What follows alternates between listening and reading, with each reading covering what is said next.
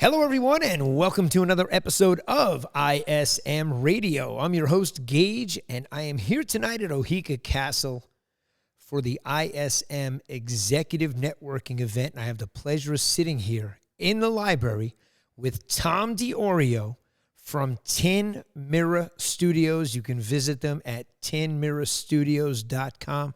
Welcome to Oheka, Tom. Thank you. Yeah, this is a great place, and I'm really glad you showed up tonight. Out of all the people, trust me, I am really glad you came because we got to talk a little bit about our favorite thing, fishing. Oh, yeah, fishing. You know, so, yeah, it's that time. It's a guy thing. We got like 5-6 weeks left, and that's it. The boats come out of the water. I got to have mine out by November 15th.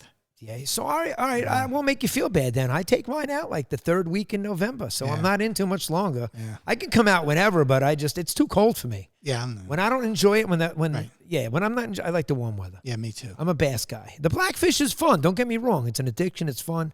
But let's get back to Tin Mirror Studios because you got something so good going on over there in Kings Park. It's fun. That I was absolutely amazed when I walked in because I've told you about my past, and I had a studio in the past, and we had a big cyclorama wall, but you got 3 cyclorama walls, and I walked in and I saw more Global Trussing than Global Trussing has in their warehouse, and I was like, holy shit, this is going to be awesome.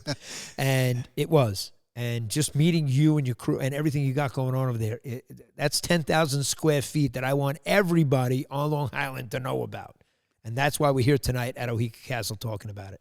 It's fun. So tell us a little bit about Tin Mirror Studios. You started, a decade ago, tell us about your partners and the stuff you did, producing movies and whatnot. Sure. Yeah, well, Joe and I have been friends he's my partner. We've been friends for over 40 years.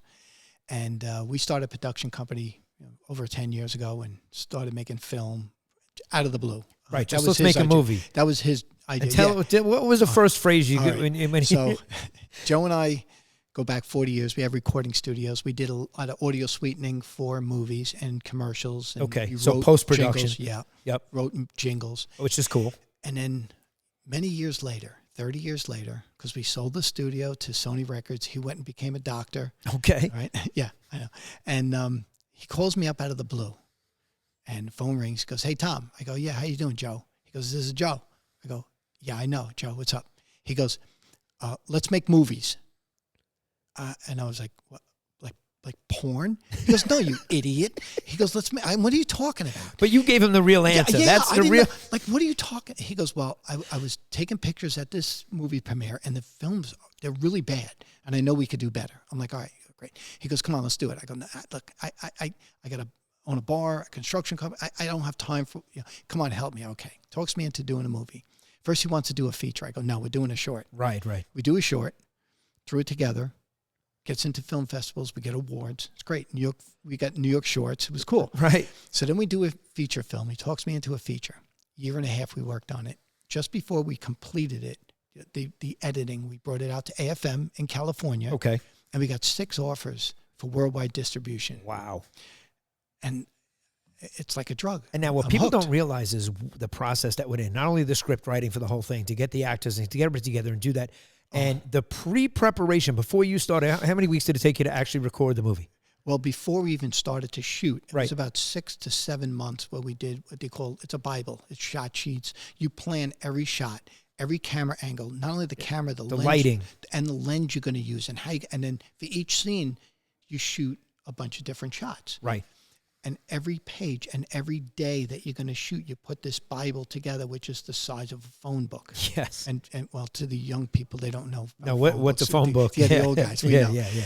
And then it was 27 shooting days and then editing. So by the time it was done, it was a little over a year and a half by the time we were able to finish but 27 days to make the whole thing, but it took a year and a half between post-production and planning. Yeah. That's how much work really goes into it. And the editing, a lot of people don't realize for every hour that you shoot.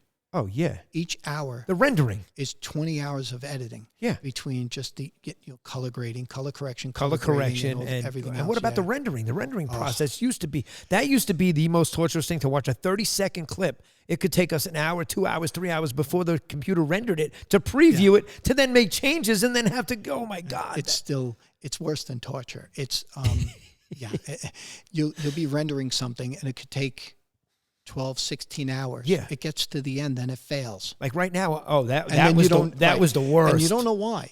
So you have to go back and try to figure out why the rendering failed. Yeah, one of the effects that you put in there, and it was always the third-party effect that you were using, Yeah. or the transition. Or in the middle of editing, Premiere Pro would decide to do an upgrade, an update. Those are the worst. And then when they would do it, some of the tools that you were using Previously don't exist anymore because they took them out, Yeah. which was a foul. So you had to start from the beginning again. And That should have been it's illegal. so much fun to do film. You got to try it. It's just great. Yeah, everybody get into it. Like we said, it's so easy. Everybody's doing It's it. like punching yourself in the face. No, it's great. It is. It's good. It's a lot of fun. Just go buy a boat. It's a lot simpler. So that's how it started. Yeah. And then we always wanted a place. This building became available through a friend of ours that we've also known for a very long time. And we started building it out. Our other partner is Martin. It's incredible build out, by the way. Martin was he actually was an actor in a comedy that we did. This is coming out soon. You got to watch this one. It's called Skip. This is Joe and I just being like really dumb, stupid guys and dumb humor. It's hilarious. And it's about a guy who, instead of running a marathon, he's going to skip the whole thing. It's hilarious. So he was in that film. He was great.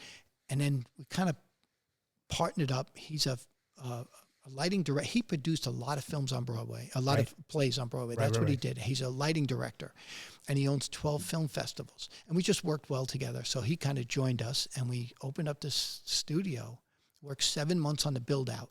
Yeah. And it's, you saw it. I saw it. It's 10,000 square feet of complete audio and visual pandemonium. And if you have any projects or anything that you're working on, whether you're a musician or you need an event space or you want to come in and record your song and do an audio, and you guys do a lot of work with bands, you do a lot of band stuff there. You're in the band. Yes. You are the band.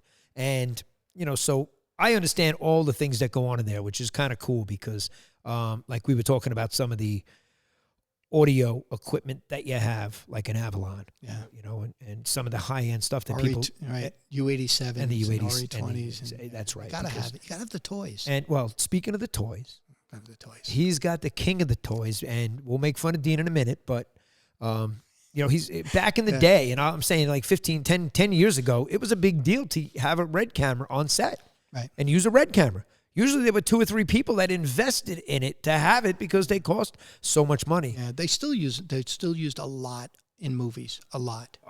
Yeah, you got the Arri and the Red. And the two Red cameras. In fact, we just shot the promoter with all Arri cameras. We used 3 Arri cameras, Arri Lexus, which was great. They're awesome. And we finished a project that we just shot the first episode of called The Promoter. Right. You told me about that. You should be able to see that hopefully next year. If everything goes well, we're going to shoot the first 10 episodes and have a whole season. And you guys also have a Black Magic? Yeah, we have a couple of Black Magics. A couple of Reds, a couple of Black Magic. So, guys, when I tell you it's high end, he's got a plain fuselage in there. If you want to sit in first class and make a cool movie, he's got that in there. And we talked about that because you could put some cool lens flares coming in the windows. And there's nothing you can't do. No, you put scenery in the back and it actually moves. So you really think you're in a plane. And when you film it, you can't tell. You think you're in a plane. And then go over to the green screen and make it like you just came out in the Bahamas. Yeah. There's nothing you really can't do. And that's what I love about the place. You have a full working kitchen. I want you to know, the minute I left there, I called Chef Rob, who is one of my closest fishing buddies. Right. He's as salty as me and you. And he is a professional chef. This is what he does. He's amazing. He is unbelievable. Every time we're out there, he's telling me what he could do to a sea robin. He's like, he could turn this into sashimi. And I sent him. You can eat those. You can. It's like a drumstick. They're too ugly. And they're hard shell. They're just a lot of bone. Yeah. So I said to him, I'm like, Rob, I'm sending you a video right now of this full working set in Kings Park. He just moved from East Northport to the Carolinas.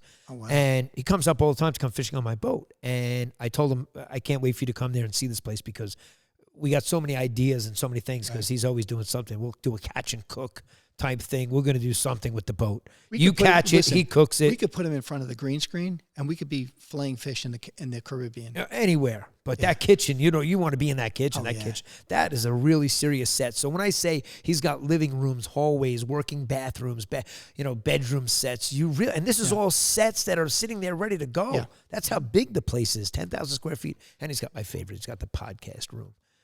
Love it. So I'm going to be spending some time in the podcast room. I think I'm going to be out of the office because Dean's going to talk way too much. And we got some big news.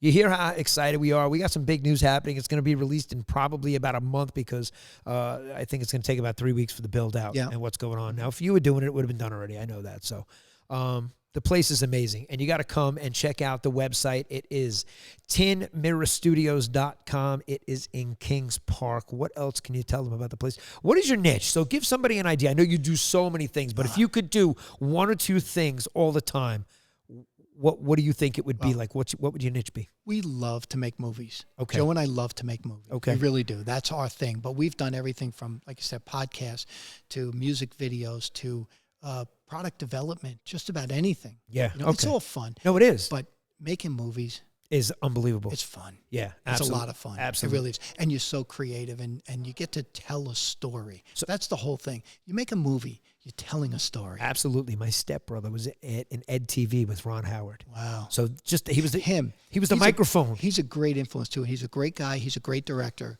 Really nice guy too. And he always said the same thing. You got a story, a good story, tell it. Yeah, absolutely. Well, we should close it out on that because, guys, I want you to head over to Tin Mirror Studios, like I told you, tinmirrorstudios.com. Check it out. Tom is the man. His partners are unbelievable. You did hear him say that he's got your partner he owns 12 film festivals. He owns 12 film festivals. And not the Cannes Film Festival. Everything but not Cannes. Not Cannes. Unbelievable. I really can't wait to start working over there. We got a month until that happens. We got some big news that we will release.